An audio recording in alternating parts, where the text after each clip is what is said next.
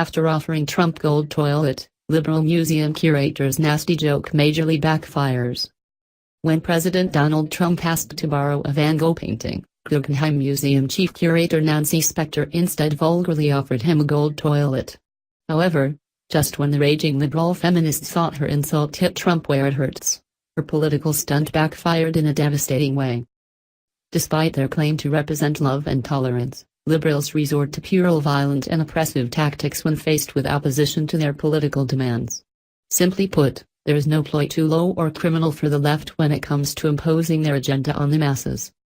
Along with psychotically screaming at the sky, dressing as female genitalia, and smearing themselves with menstrual blood in an ostensible effort to resist President Donald Trump, frail-minded feminists actually believe they are fighting the administration by hurling tasteless insults at the White House. Likewise, Guggenheim Museum chief curator Nancy Spector likely believed that she had championed the war on Trump by responding to his request for a timeless Vincent van Gogh painting with a heavily used gold toilet constructed by satirical artist Maurizio Cattelan. Unfortunately for Miss Spector, her little prank may have come at the expense of something much more valuable than the aforementioned art pieces. After rejecting President Donald Trump and First Lady Melania's request to borrow Van Gogh's landscape with snow and instead insultingly offering them a used gold toilet, Guggenheim Museum's chief curator and token hardcore liberal feminist Nancy Spector may have jeopardized the organization's tax-exempt status, potentially compromising the future of the nonprofit museum's multi-million-dollar dispensation.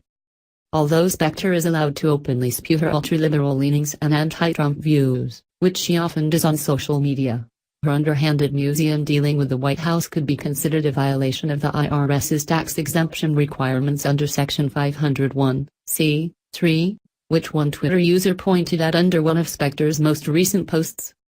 According to the government's website, while the legislation does not disallow organization leaders from expressing their views, their political bias must never be injected into any part of the organization's functions or dealings, which appears to have been the basis for Spector's rejection and subsequent counteroffer. The ban on political campaign activity does not restrict leaders of organizations from expressing their views on political matters if they are speaking for themselves as individuals, the requirement states. Nor are leaders prohibited from speaking about important issues of public policy. However, for their organizations to remain tax-exempt under Section 501(c)(3), leaders cannot make partisan comments in official organization publications or at official functions of the organization.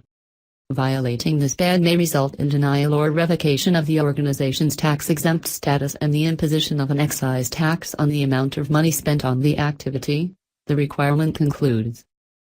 Although Spector attempted to make her offer seem as sincere as possible, a blog she penned last year reveals that she viewed Cattelan's gold toilet as specifically anti-Trump, proving that her rejection was based on political bias, according to Fox News. Source: Mad World News.